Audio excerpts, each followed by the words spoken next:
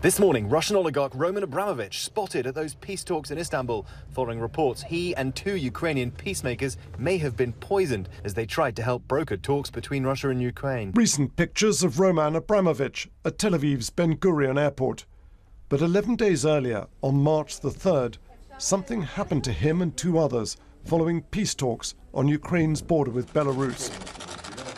Hours after these Russian and Ukrainian delegates met, three of them, including Mr. Abramovich, suffered searing pain in the eyes, dimness of vision, and inflamed reddened skin. Putin's dark reputation for assassinating opponents, perhaps a convenient context for a Russian oligarch looking for new allies. Vladimir Putin has this deep sense of betrayal, and what we don't know, is it possible that Roman Abramovich has sort of undercut the Kremlin and therefore Putin wants to assassinate him? It's thought that whoever poisoned him and the other delegates was looking to sabotage those peace talks by sending a sinister warning. In some pretty big news, the Wall Street Journal reported Roman Abramovich, Ukrainian lawmaker Rustem Umerov, and another negotiator developed symptoms following the March 3rd meeting in Kyiv.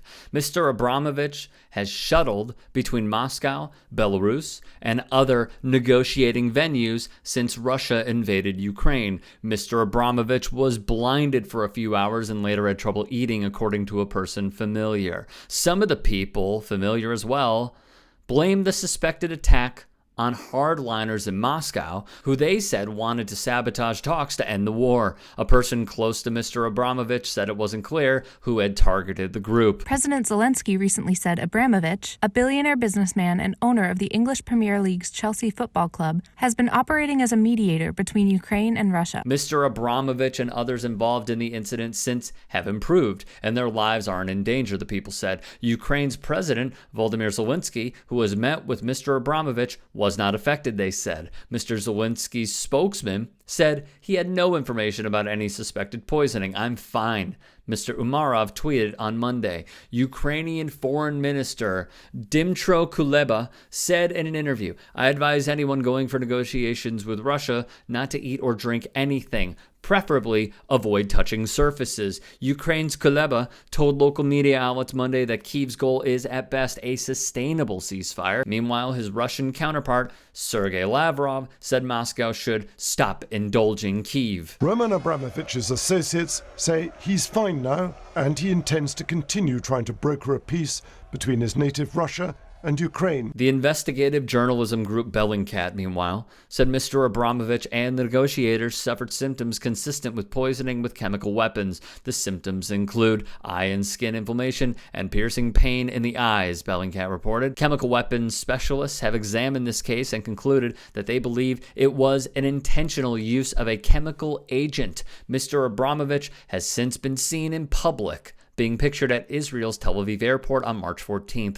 There has been no immediate comment from Russia and no proof they were responsible, but somebody, it seems, wanted to send a warning to those taking part in the peace talks. This was not a lethal dose, it was a warning. The suggestion made by an unnamed U.S. official that environmental factors were to blame is odd. Nobody else was affected by these very serious medical afflictions. The chemical weapons expert, Hamish de Breton-Gordon, told the BBC it was highly improbable that environmental factors had anything to do with it. We're not ruling it out, obviously, but if the Kremlin does take responsibility for this, Roman Abramovich, unfortunately, would join a very lengthy list. Opposition leader Alexei Navalny was poisoned in Siberia. He was in a coma, recovered, and has been sitting in a Russian jail to send a message to Kremlin dissenters. David Kramer, senior fellow at Florida International University, told the Atlantic Council. Over the years, prominent Russian opposition figures, journalists, and former spies,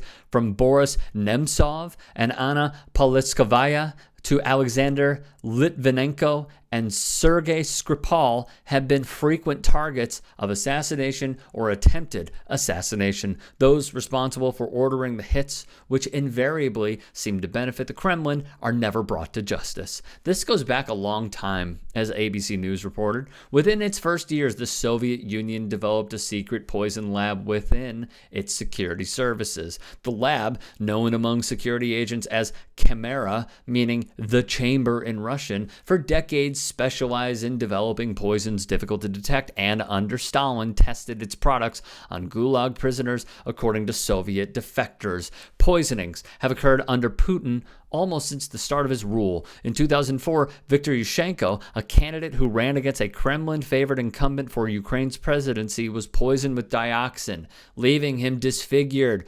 Petr Verzilov, a member of one protest group, suddenly fell inexplicably and critically ill. He was evacuated to Germany for treatment, kept in an induced coma, and doctors there said he had been poisoned. Verzilov survived and helped arrange for Navalny to be airlifted to Germany by the same Berlin-based nonprofit that aided him.